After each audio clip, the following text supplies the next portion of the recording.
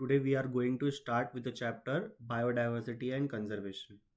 तो सबसे पहले हमें ये मालूम है कि बहुत ही ज़्यादा बायोडाइवर्सिटी है। अभी तक हमने ऐसा पढ़ा है कि 1.7 टू 1.8 मिलियन की स्पीसीज की हमने डिस्क्राइब कर चुका है, हमने डिस्क्राइब किया हुआ है। तो इतनी बायोडाइवर्सिटी है, कौन कितना है, हमें ये सब यहाँ पे पढ़ना है। एट द सेम टाइम जो बायोडाइवर्सिटी लॉस हो रही है, मतलब बहुत सारा ऐसा है कि किसी की डिस्कवरी होने से पहले स्पीसीज की एक्सटिंक्ट हो जा रहे हैं और कुछ लोग किसी और रीज़न की वजह से एक्सटिंक्ट हो जा रहे हैं। हम उन्हें कंजर्व कैसे करेंगे और हमें कंजर्व क्यों करना है, तो ये सब हम लोग इस चैप्टर में पढ़ने वाले। तो सबसे पहले ये term biodiversity is coined by The term biodiversity is coined by Rosen. ये टर्म रोजन ने दिया and it is popularized by Edward Wilson.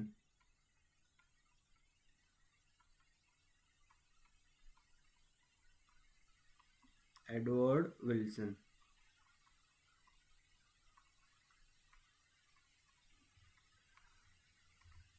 तो कितनी बायोडाइवर्सिटी है, तो ये जब स्टार्ट किया गया पूछना, तो ऐसा हमने देखा कि एंट का number is more than 20,000,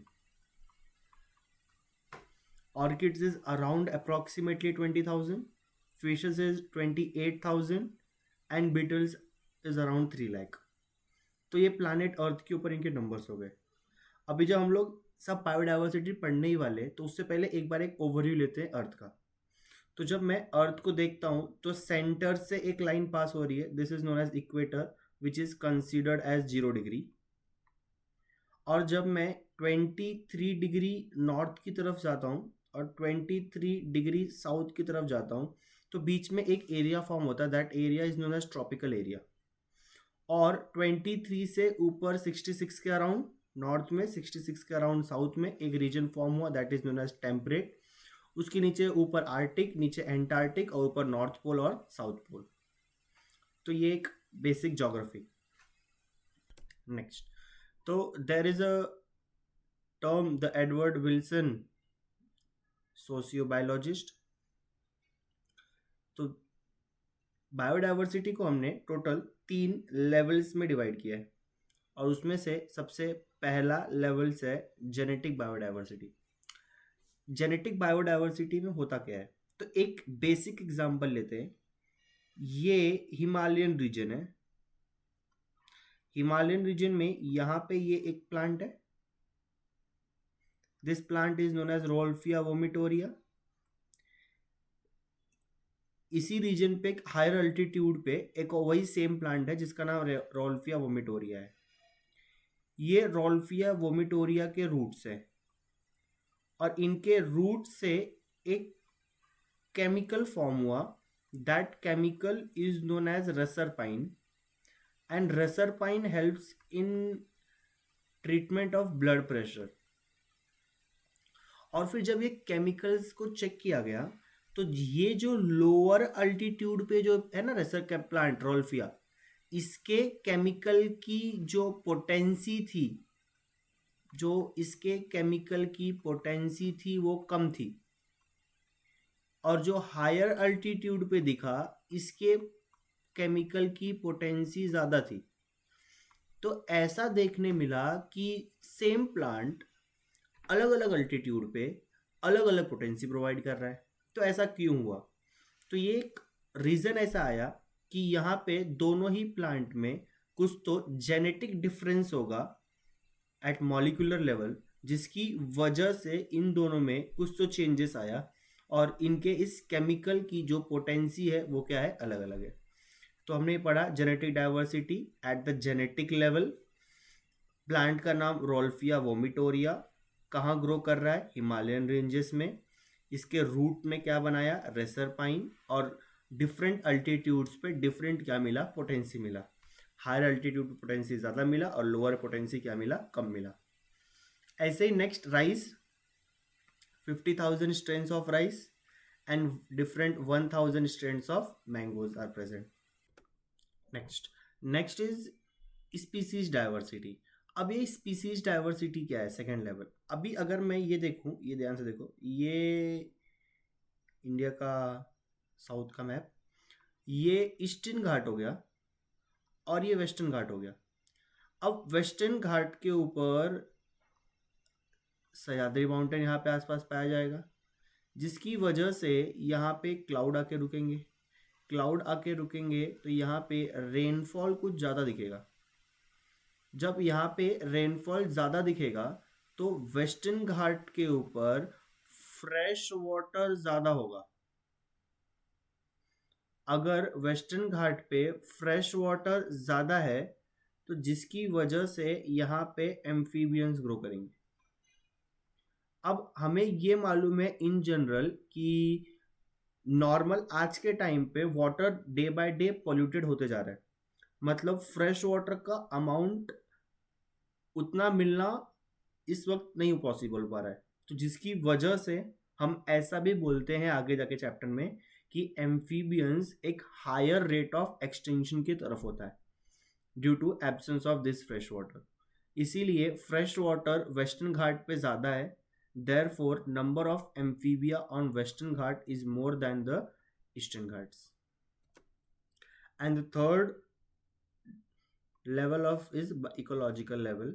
ecological में हम बायोम्स और वगैरह इकोसिस्टम वगैरह चेक करेंगे। तो इंडिया में desert, rain forest, mangroves, coral reef, wetland, alpine meadows etcetera. बहुत India is more ecologically more diverse than other countries like Scandinavian countries like Norway.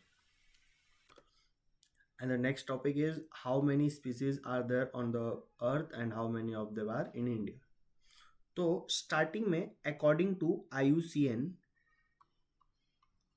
IUCN का full form international union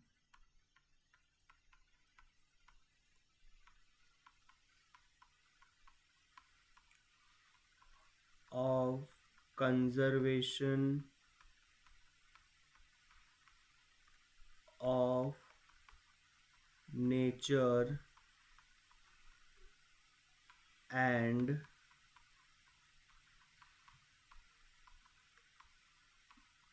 natural resource. तो according to IUCN 2004 there are more than 1.5 million species described.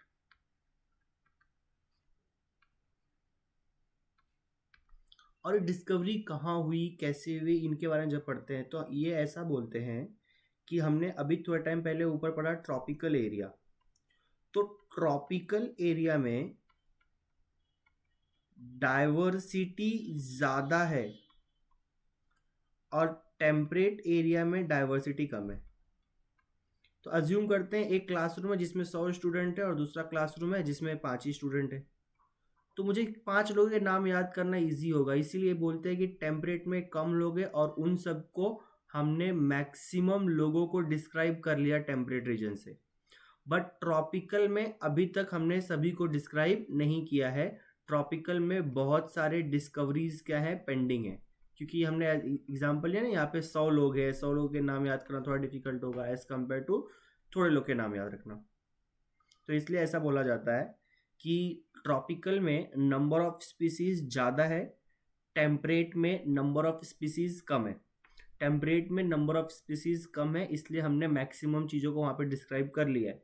But tropical में species ज़्यादा होने की वजह से बहुत सारी डिस्कवरी हमारे लिए क्या है, पेंडिंग है। तो इसके हिसाब से बहुत सारे लोगों ने ऐसा एस्टिमेट किया there are 20 to 50 million species are there.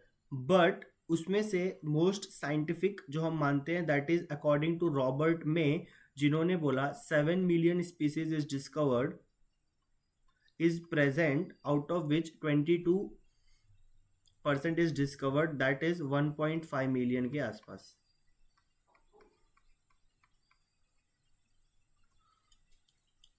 अभी next is out of the all species on the earth उसमें से 70%, more than 70% are animal and maximum 20% are plant. और प्लांट में पॉइंट नोटिस करना, फंगाई को यहाँ पे प्लांट में इंक्लूड किया गया है। इन सबको एक बेसिक और एग्जांपल समझने की ट्राई करते हैं। तो अगर मेरे पास 100 ऑर्गेनिज्म है, तो 100 ऑर्गेनिज्म में there will be more than 70 are animals, more than 70 are animal, and every 10 animal, out of every 10 animal there are 7 insect। तो इससे मैं ये बोल सकता हूं कि 70 एनिमल्स में टोटल 49 इंसेक्ट्स होंगे, और 49 इंसेक्ट 70 एनिमल मतलब 100 organism, that means 100 organism will contain 49 insects। और एक प्लांट हमने यहाँ पे याद देखा कि प्लांट में 22% और फंगाई किसके अंदर इंक्लूड किया गया है, प्लांट्स के अंदर। नेक्स्ट, जब हम देखते हैं फंगाई का नंबर कितना है, तो याद रखना fungi is more than fern, fungi is more than fern. Fern F belongs to fishes, A is amphibia, R is reptile, M is mammal। हम इन चारों को ऐड करेंगे तो भी फंगाई की जो स्पीसीज है इन सब से क्या होती है, ज्यादा होती है। नेक्स्ट, ये जो भी काउंटिंग हुआ, तो इस काउंटिंग के अंदर हमने प्रोकैरियोट्स को रिकॉर्ड नहीं किया। अब प्रोकैरियोट्स को रिकॉर्ड न करने के दो सबसे इंपॉर्टेंट रीजन है। सबसे पहला, कन्वेंशनल टेक्सोनॉमिक मेथड अवेलेबल नहीं है फॉर बैक्टीरिया एंड प्रोकैरियोट्स, और दूसरा, बहुत सारे बैक्टीरिया को हम लोग कल्चर नहीं कर सकते। जैसे कि कोई भी बैक्टीरिया है, तो इस बैक्टीरिया को डिस्क्राइब करने के लिए हमारे पास कोई एक स्पेसिफिक मेथड नहीं है, और डिस्क्राइब करने से पहले भी इसे स्टडी करना पड़ेगा, और कुछ बैक्टीरिया को हम लोग लैब के अंदर ग्रो नहीं कर सकते। और नेक्स्ट पॉइंट, अगर हम बैक्टीरिया का केमिकल कंपोजिशन और अगर उसको मॉलिक्यूलर लेवल पे देखें, तो बैक्टीरिया का नंबर अपने आप मिलियंस में पहुंच जाएगा। टोटल नंबर कहाँ पहुंच जाएगा, मिलियंस में पहुंच जाएगा। तो जिसकी वजह से हम लोग बोलते हैं प्रोकैरियोट्स को इंक्लूड नहीं किया गया। उसके दो रीज़न थे। सबसे पहला कन्वेंशनल टेक्सोनॉमिक मेथड, और दूसरा कि उन्हें लैब में हम लोग, कुछ बैक्टीरिया को लैब में हम लोग ग्रो नहीं कर पाते। और अगर हमने इनके अमाउंट को कैलकुलेट किया, नंबर्स को केमिकल वगैरह से, तो ये नंबर कहाँ पहुँच जाएगा, मिलियंस में पहुँच जाएगा। Next is India. India belongs to total, India belongs to 12 mega biodiversity countries में से एक है, जो अपना वर्ल्ड के कंपैरिजन में इंडिया का एरिया इज अराउंड 2.4% और इसकी बायोडाइवर्सिटी इज अराउंड 8.1%। और जब इंडिया हम देखते हैं तो there is around 45,000 species of plant, and उसका double that is 90,000 species of animal. और अगर हम लोग मे के एस्टिमेट को लगाए कि 20% लोग रिकॉर्ड हो चुके हैं, तो मतलब अभी भी इंडिया में मोर देन 1 लाख प्लांट और animals is around more than 3 lakh are yet to be discovered. इनकी डिस्कवरी करना अभी भी क्या है, बाकी है। नेक्स्ट, ये 3 इंपॉर्टेंट पाई डायग्राम्स। सबसे पहला ये वर्टिब्रेट्स देखते हैं, जो कि बहुत इंपॉर्टेंट है। तो पाई डायग्राम देख के ऐसा दिख ही रहा है कि ये फिशेस है, उसका नंबर सबसे ज़्यादा दिख रहा है। फिर यहाँ पे बाकी हाफ में बर्ड्स है, रेप्टाइल्स है, एम्फीबियंस है एंड मैमल्स है। तो इनका एग्जैक्ट, अब इन यहाँ पे नियरली कंपेरेबल में, तो हम इसे डायरेक्ट याद रखेंगे।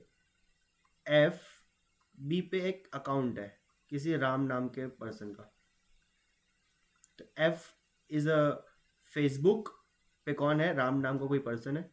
तो F इज फिशेस सबसे ज़्यादा, next is birds, followed bye reptiles, followed by amphibians, और सबसे कम कौन है, मैमल्स।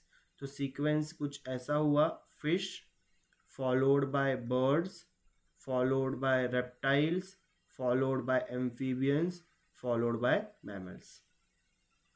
और इनवर्टिब्रेट्स में जब मैं चेक करता हूँ तो यहाँ पे इंसेक्ट ऑब्वियस सी बात है सबसे ज़्यादा होने वाला है, followed by other group animal, सारे इनवर्टिब्रेट्स आ गए यहाँ पे, दिस इज मोलस्का, और फिर सबसे लास्ट में कौन आएगा, क्रस्टेशियंस। तो ये पाई डायग्राम ऐसे ही लर्न करना है। नेक्स्ट प्लांट के केस में अगर हम आते हैं तो प्लांट के केस में हमें मालूम है सबसे ज़्यादा हो गया एंजियोस्पर्म, वो तो दिख रहा है। एंजियोस्पर्म के बाद नेक्स्ट नंबर इज फंगाई, हमने पढ़ा था फंगाई का स्पीसीज फार्म के इक्वल होता है, fishes, amphibian, reptiles and mammals. तो बचे कौन, तो बचा कौन, अ मोस्ट फेमस लाइकन, तो बचा कौन, uh most famous lichen. Uh मतलब अलगे, मोस्ट मतलब mosses, famous is fern, and then last one is lichen. तो सीक्वेंस हो गया angiosperm followed by fungi, followed by algae, followed by ferns, sorry, mosses, followed by ferns, and the last one is lichen. Next is pattern of biodiversity.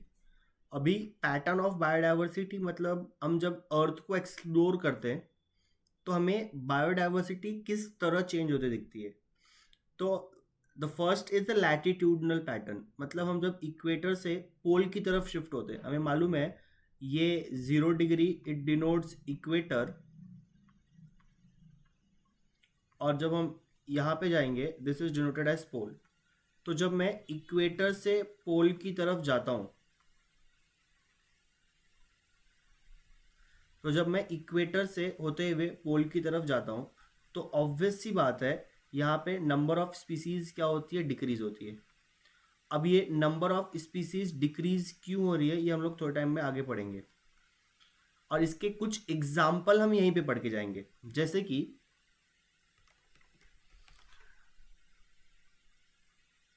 Equator पे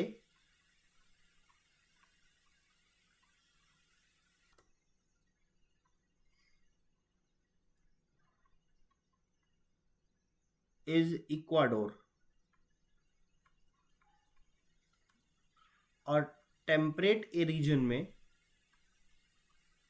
और equator पे नहीं, that is tropical area में, tropical area में Ecuador, और temperate area में is mid west of USA. तो जब इस ट्रॉपिक और टेम्परेट को कंपेयर करूंगा तो ऊपर हमें समझ में आया कि यहाँ पे ये ट्रॉपिक होगा, यहाँ पे टेम्परेट होगा, और उसके ऊपर आर्टिक होगा। तो टेम्परेट पे ऑब्वियस सी बात है स्पीसीज कम होगी,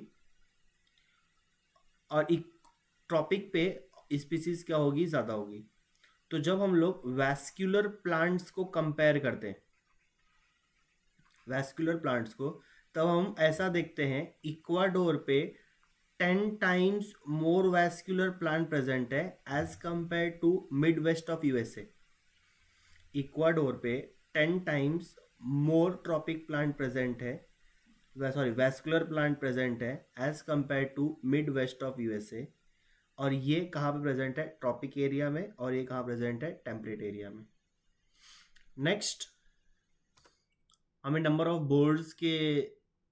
बर्ड्स लर्न करना है। तो कोलंबिया जो कि इक्वेटर पे ही लाई करता है, तो जब हम देखते हैं कोलंबिया जो इक्वेटर पे लाई करता है, इसके पास टोटल 1400 बर्ड्स हैं।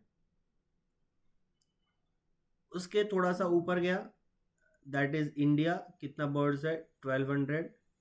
41 डिग्री नॉर्थ ऊपर गया, और जो कि टेम्परेट रीजन में आएगा, कितना हुआ, 105। उसके ऊपर गया 71 डिग्री नॉर्थ, जो कि टेम्परेट के जस्ट बियॉन्ड बॉर्डर आएगा, और आर्टिक रीजन में, जहाँ पे हम लोग जिसको क्या बोलेंगे 56 बर्ड्स है। तो कोलंबिया में 1400 बर्ड्स, इंडिया में 1200 बर्ड्स, न्यूयॉर्क में 105 birds which is 41 degree north, और ग्रीनलैंड में 56 बर्ड्स जो कि 71 डिग्री नॉर्थ है। अभी next Amazon forest, that is a lung of forest, और ये साउथ अमेरिका में प्रेजेंट है। नेक्स्ट इनवर्टिब्रेट्स का number is 1,25,000, plant is 40,000, fish is 3,000, bird is 1300, mammals is 427, amphibians is 427, and reptiles is 378. Amazon forest, reptile is 378. Amazon forest is the lungs of the plant because ये हमें 20% oxygen supply करता है। 20% oxygen जो अर्थ पे है वो कहाँ से आते हैं? अमेजोन फॉरेस्ट से आते हैं। नेक्स्ट, अभी भी यहाँ पे 2 million insect is to be discovered.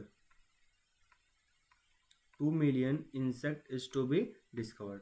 और हमने पहले वाले चार्ट में ऐसा पढ़ा था कि अर्थ में वर्टिब्रेट्स के केस में FB पे राम पड़ा था, that is fish, birds, followed by reptile, amphibia and then mammals.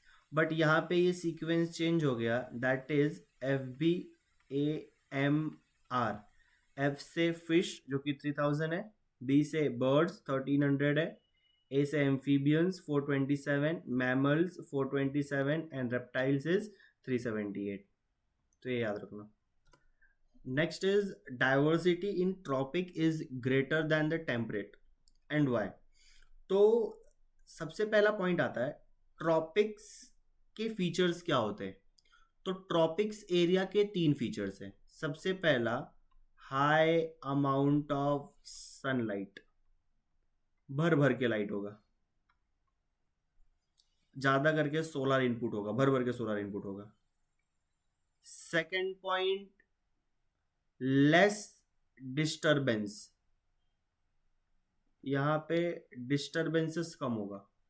मतलब जो ऊपर अभी टेम्परेट की बात करो तो टेम्परेट के ऊपर आर्टिक था, तो जब टेम्परेट में और उस एरिया में बर्फ ज़्यादा होगी तो दैट इज़ वहाँ पे फ्रीक्वेंटली ग्लेशिएशंस होंगे, जिसकी वजह से वहाँ पे कभी आइस होगा, कभी ज़्यादा अमाउंट ऑफ वाटर होंगे, कभी लैंडस्लाइड्स होगी वगैरह वगैरह, जिसकी वजह से वहाँ पे डिस्टर्बेंस ज़्यादा होगा और इस एरिया में डिस्टर्बेंसेस क्या होंगे? कम होंगे। और third is less seasonal environment. Environment कैसा होगा? लेस सीजनल, मतलब यहाँ पे एनवायरनमेंट चेंज नहीं होगा। मतलब एक बार अगर मैं यहाँ पे रह गया तो मैं अक्सर यहाँ पे रहना पसंद करूँगा, क्योंकि मैं इस एनवायरनमेंट को क्या हो चुका हूँ? सूटेबल हो चुका हूँ। मेरी बॉडी इस एनवायरनमेंट को क्या कर चुकी है? अडेप्ट कर चुकी है। ऐसा करके मैं इसे समझता हूँ। तो ट्रॉपिक्स के इन 3 फीचर्स हैं। तो पहला फीचर्स क्या बोलता है कि ये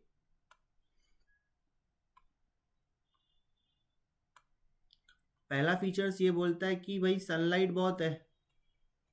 अगर सनलाइट बहुत है तो ऑब्वियस सी बात है, सनलाइट बहुत है तो एनर्जी बहुत होगा ट्रॉपिक्स में। अगर ट्रॉपिक्स में एनर्जी बहुत है तो ऑब्वियस सी बात है फोटोसिंथेसिस बहुत होगा, और अगर फोटोसिंथेसिस बहुत होगा तो प्रोडक्टिविटी ज़्यादा होगी। प्रोडक्टिविटी ज़्यादा होगी जिसकी वजह से इन फ्यूचर हमें क्या ज़्यादा देखने मिलेगा? डाइवर्सिटी बढ़ जाएगी। Next is lesser disturbance. अगर वहाँ पे डिस्टर्ब नहीं हो रहा है एनवायरनमेंट, तो हम ऐसा पढ़ते हैं speciation is a function of time.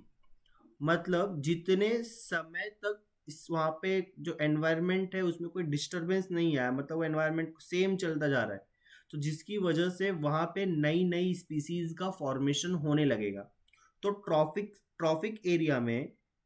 Area में वहाँ पे डिस्टर्बेंसेस कम होते हैं, जिसकी वजह से वहाँ पे नए नए स्पीसीज फॉर्म होते हैं। दैट इज वहाँ पे स्पीशिएशन ज़्यादा दिखता है as compare to temperate area. अब ट्रॉपिक्स में और फ्रीक्वेंट में, यहाँ पे टेम्परेट में फ्रीक्वेंटली क्या दिखेगा? ग्लेशिएशन दिखेंगे। Next and third is a less seasonal environment.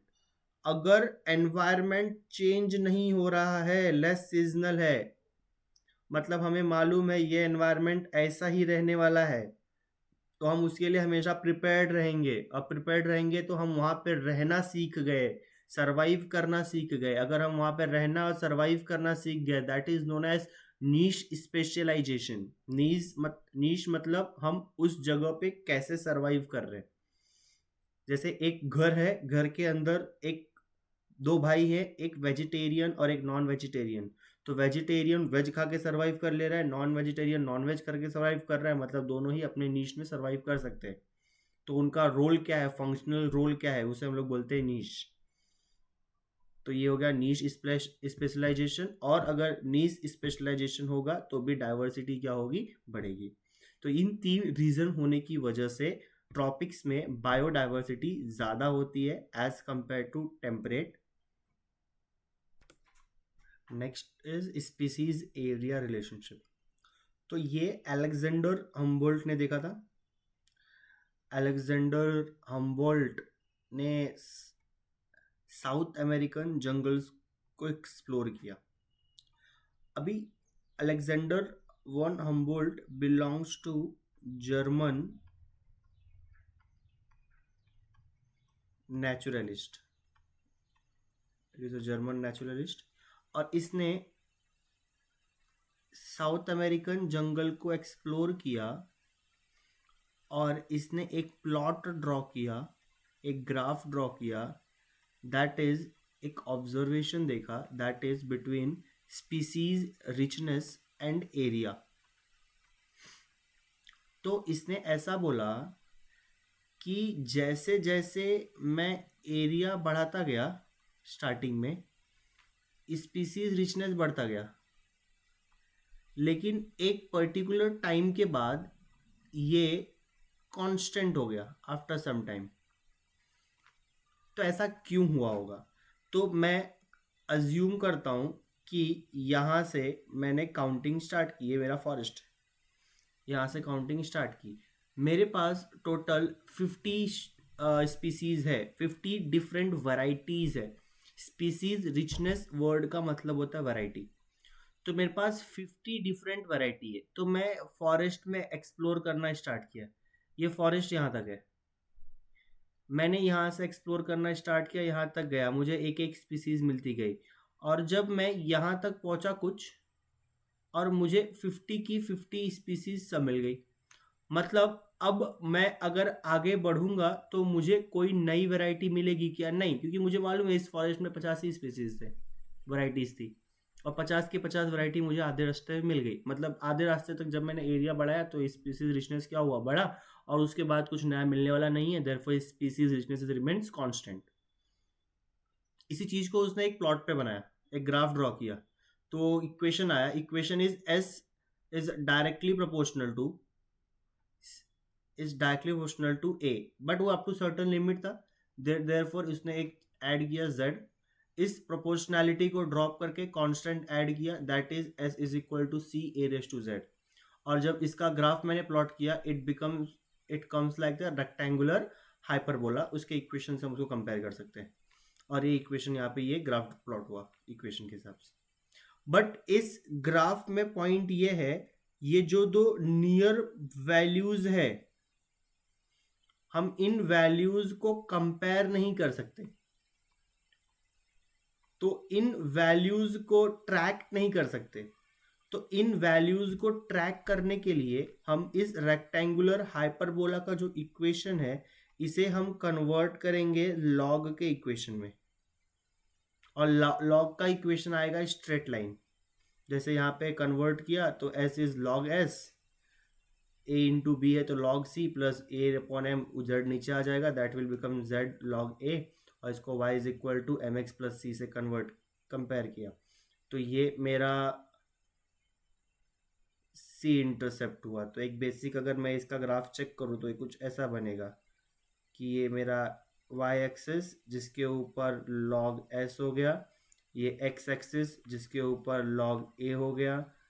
Slope positive है, मतलब लाइन नीचे से ऊपर जाएगा, और ये y इंटरसेप्ट है, तो ये ग्राफ कुछ इस तरह बनेगा।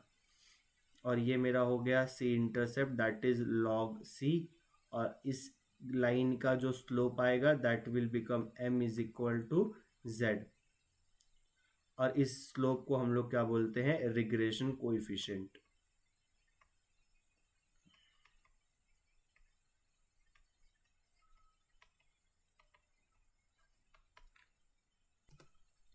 तो z is a regression coefficient जिसकी वैल्यू 0.1 से 0.2 के बीच में लाई करती है, ठीक है। तो z की वैल्यू कितनी आई हमारी रिग्रेशन कोएफिशिएंट, 0.01 से लेके 0.02 तक, रिगार्डलेस ऑफ टेक्सोनोमिक ग्रुप, मतलब रिगार्डलेस ऑफ अ स्पीसीज। जैसे मैं प्लांट चेक किया इन ब्रिटेन और मैंने मोलस्का चेक किया इन न्यूयॉर्क, और मैंने बर्ड्स चेक किया इन कैलिफोर्निया। तो अमेजिंगली कुछ भी किया मैंने, कहीं पे भी काउंट किया, ये z की वैल्यू मुझे कहाँ मिली, क्या मिली, 0.1 से लेके 0.2 के बीच में। देयरफॉर कोई भी टेक्सोनॉमिक ग्रुप हो, कोई भी रीजन हो, मुझे वैल्यू क्या मिली है, सेम मिली है। समझ में आया इतना, ये लर्न रखना है। ब्रिटेन का क्या देखा था प्लांट, मोलस्का कहाँ का था, न्यूयॉर्क, और बर्ड कहाँ का था, कैलिफोर्निया। अगर मैं लार्जर एरिया कवर करता हूँ तो z की वैल्यू लाई करती है 0.6 से लेके 1.2 तक। अगर मैं लार्जर जैसे कि एक पूरा कंटिनेंट करता हूँ, और अगर मैं फ्रूट ईटिंग बर्ड्स और मैमल्स को ट्रॉपिकल एरिया में काउंट करता हूँ तो इसकी वैल्यू कुछ मुझे 1.15 मिलती है। तो जब मैं इनका ग्राफ ड्रॉ करता हूँ, जब मेरा स्लोप होता है 0.1 से 0.2, और मैं जब ग्राफ ड्रॉ करता हूँ एंटायर कंटिनेंट जिसका स्लोप होता है 0.6 से 1.2, जो कि 6 टाइम्स होता है स्लोप, 6 टाइम्स से स्लोप इंक्रीज हो गया। तो जब ये 6 टाइम्स स्लोप्स इंक्रीज हो गए तो हम ऐसा बोलते हैं पहले वाला जो स्लोप था ये लेस स्टिप था, और जो नया वाला स्लोप है दैट इज मोर स्टिप। मतलब जैसे जैसे स्लोप की वैल्यू बढ़ेगी वैसे वैसे स्टिफनेस क्या होगा, बढ़ेगा। Let's understand what do you mean by less steep and what do you mean by more steep. अगर लेस स्टीप है तो ऑब्वियस सी बात है स्लोप कम होगा, स्लोप कम होगा मतलब थीटा कम होगा। मोर स्टीप है मतलब स्लोप ज़्यादा होगा, स्लोप ज़्यादा होगा मतलब थीटा ज़्यादा होगा। तो इस लाइन का जो थीटा है, इस लाइन का that is marked as theta 1, तो इसका स्लोप कम है, थीटा कम है ये। और इस लाइन का थीटा अगर मैं मार्क करूँ दैट इज थीटा 2, इसका थीटा ज़्यादा है तो इसका स्लोप ज़्यादा होगा।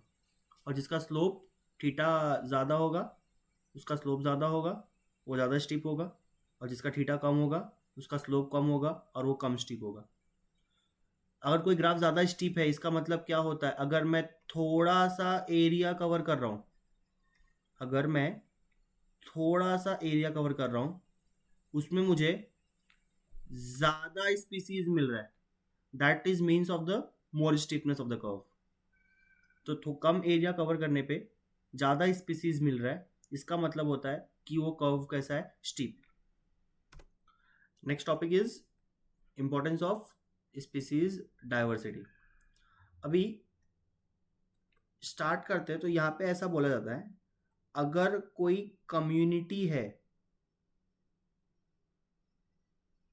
कम्युनिटी में नंबर ऑफ स्पीसीज ज़्यादा है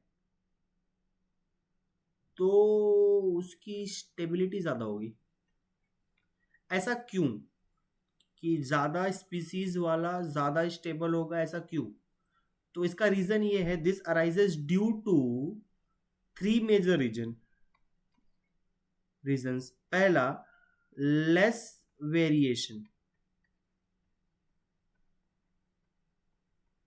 मतलब मैं जब प्रोडक्टिविटी चेक करता हूँ ईयर टू ईयर, तो वहां पे उतना ज़्यादा डिफरेंस नहीं आता, जिसकी वजह से और नए नए एनिमल उस एरिया में आने की ट्राई करते, तो जिसकी वजह से वहाँ की स्पीसीज क्या होती है, बढ़ने लगती है। एंड सेकंड इज, वो जो एरिया होगा वो मोर रेजिस्टेंस एंड रेजिलियंस होना चाहिए। तो जो हमारा इकोसिस्टम है, जो हमारी कम्युनिटी है, वो बहुत ही रेजिस्टेंट, या तो वो अच्छी खासी क्या होनी चाहिए, रेजिलियंस होनी चाहिए। इसका मतलब क्या है, अगर हम रेजिस्टेंस और रेजिलियंस वर्ड का मतलब समझे तो ऐसा समझते हैं कि दो बॉक्सर है, लड़ाई कर रहे हैं, तो एक बॉक्सर ने सामने वाले को पंच मारे जा रहा है, बट सामने वाला उसके हर एक पंच को खुद से बचा ले रहा है उसके पंच से। तो दैट इज, हम लोग बोल सकते हैं कि वो जो बॉक्सर है, वो जो पंच से बच ले रहा है, दैट इज नोन एज वो बॉक्सर रेजिस्टेंस है। नेक्स्ट केस ऐसा है कि एक पंच लग गया उसको और वो गिर गया, और गिर के वापस खड़े होकर लड़ाई करने लगा। अब हम इससे बोलेंगे कि वो रेजिलियंस है। अगर इसको इस चैप्टर में समझना हो तो मैं ऐसा बोलता हूं, कोई तो नेचुरल कैलामिटीज आती है, मान लो कोई नेचुरल कैलामिटीज आ रही है, और नेचुरल कैलामिटीज की वजह से ये जो हमारी कम्युनिटी होगी, जो वहां के लोग होंगे, वो बहुत ही ज्यादा रेजिस्टेंट होने चाहिए, मतलब उसका फर्क इनके ऊपर नहीं पड़ना चाहिए, दैट इज मोर रेजिस्टेंस। और अगर फर्क पड़ता भी है तो इन्हें वापस खड़े होकर लड़ना चाहिए, that is known as resilience. तो ये एक और रीजन होता है जिसकी वजह से इंक्रीज होती है स्पीसीज, और स्टेबिलिटी क्या होती है, बढ़ती है। And the third reason is more resistant to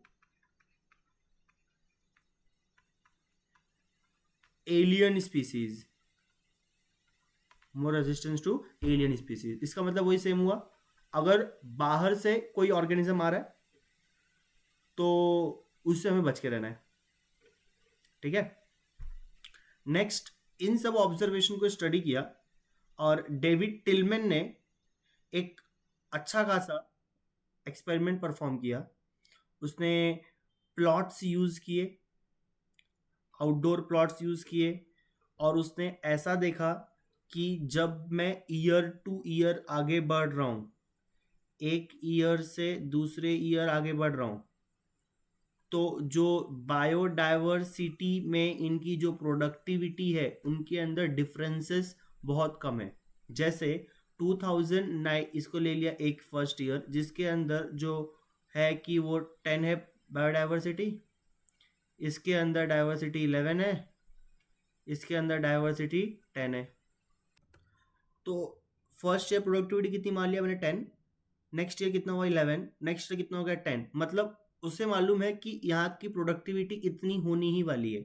जैसे एक फैमिली में इनकम आ रहा है 10,000 10,000 10,000, then the family knows how to survive in that 10,000 rupees.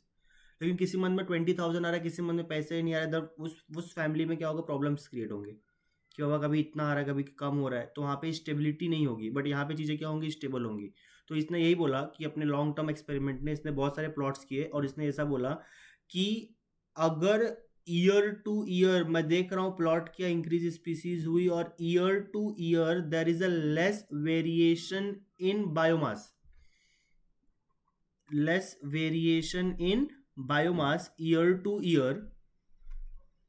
पहले 10 था, 11 था, 10 था, 11 था, वापस 10 हो गया, कि जो ईयर टू ईयर वेरिएशन ज़्यादा नहीं, मतलब ये कम्युनिटी, ये जो इकोसिस्टम है, ये इतने में रहना जानता है, तो ये इतने में रह सकता है। इसीलिए हम बोलते हैं कि यहाँ पे डाइवर्सिटी बढ़ेगी, और आगे आगे क्या बढ़ेगी, प्रोडक्टिविटी बढ़ेगी, और ये इकोसिस्टम कैसा रहेगा, स्टेबल रहेगा। Next is revert property hypothesis. This is given by Paul एरलिच, Stanford ecologist. अभी इसने कंपेयर किया aeroplane with ecosystem, reverts that is उसका एरोप्लेन का स्क्रू होता है, दैट इज स्पीसीज। अभी हर पैसेंजर ने ट्राई किया कि हम एक एक स्क्रू लेके जाएंगे, तो कुछ टाइम के बाद ऐसा होगा कि स्क्रू के नहीं होने की वजह से उसका चेकअप प्रॉपर नहीं हुआ, जिसकी वजह से एरोप्लेन खराब हो सकता है। तो ऐसे ही अगर स्पीसीज अगर जाने लगी, एक्सटिंक्ट होने लगी, तो इकोसिस्टम क्या हो सकता है, खराब हो सकता है। तो पहला पॉइंट। नेक्स्ट, अब डिपेंड करता है वो पैसेंजर स्क्रू कहाँ से लेके जा रहे हैं। वो पैसेंजर अगर स्क्रू सीट से लेके जा रहे हैं या किसी और पार्ट से लेके जा रहे हैं, जो कि नॉन फंक्शनल उतनी है, that is not that much important species, aeroplane तो खराब होगा आज नहीं तो कल, बट इसमें टाइम गैप क्या आएगा, ज्यादा आएगा। बट अगर वही सब लोग ने डिसाइड किया कि हम इंजन से लेके जाएंगे, विंग से लेके जाएंगे, तो उस केस में एरोप्लेन जल्दी खराब हो जाएगा। दैट इज उनकी वो की स्टोन स्पीसीज है, वो की स्टोन इंपॉर्टेंट है, वो बहुत ही इंपॉर्टेंट जगह है जहां से स्क्रू लेके जा रहे हैं। तो देयरफॉर ऐसा बोलते हैं अगर की स्टोन स्पीसीज गायब हुई तो इकोसिस्टम जल्दी बर्बाद हो जाएगा। समझ में आया इतना? तो this is a rivet popper hypothesis.